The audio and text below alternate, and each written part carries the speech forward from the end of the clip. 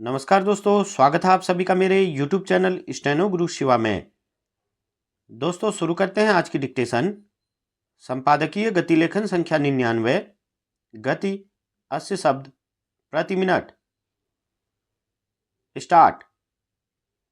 भारत ही नहीं बल्कि तीसरी दुनिया के देशों की श्रम शक्ति और युवा शक्ति समृद्ध देशों में किसी न किसी तरीके से प्रवेश कर रातों रात अपनी आर्थिक स्थिति बदल लेना चाहती है।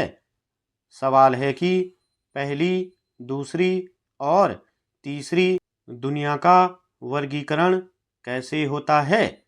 द्वितीय महायुद्ध के बाद से देखें तो पहली दुनिया समृद्ध पश्चिमी या यूरोपीय देशों और अमेरिका की है। दूसरी दुनिया रूस समर्थक देशों की और तीसरी दुनिया पश्चिमी देशों से आज़ाद हुए या अपनी गरीबी से जूझते देशों की है।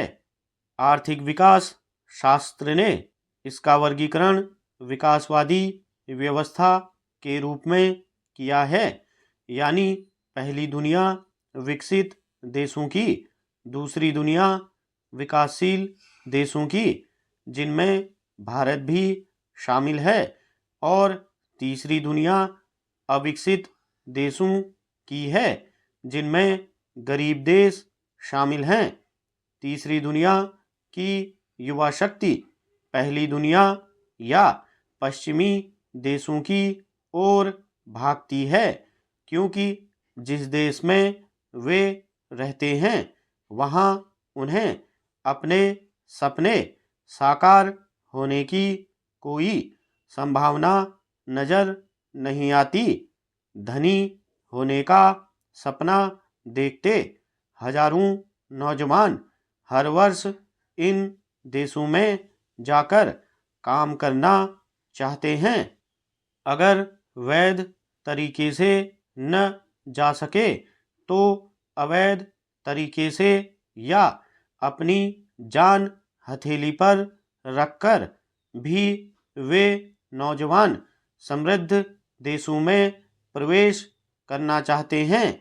जो रास्ते में मरखप गए उनका कोई अता पता नहीं चलता।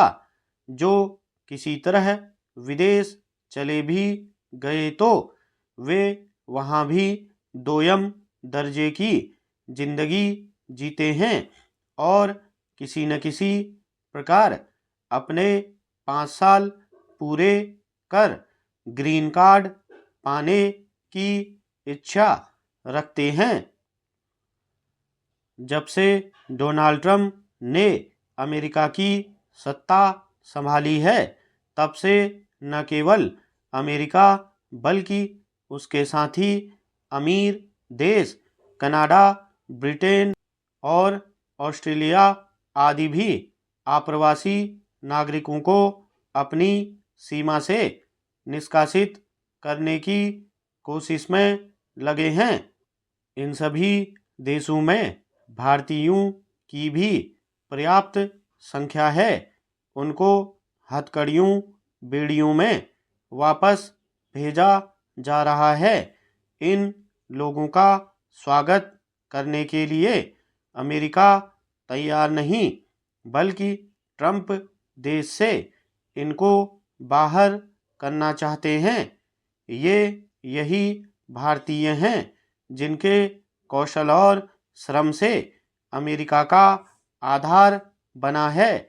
वर्तमान आप्रवासियों में से अगर किसी से सुरक्षा को खतरा लगता है तो उसे भी तुरंत उसके देश भेज दिया जाएगा। अमेरिका की देखा देखी कनाडा ने छात्र वीजा पर सख्ती कर दी है।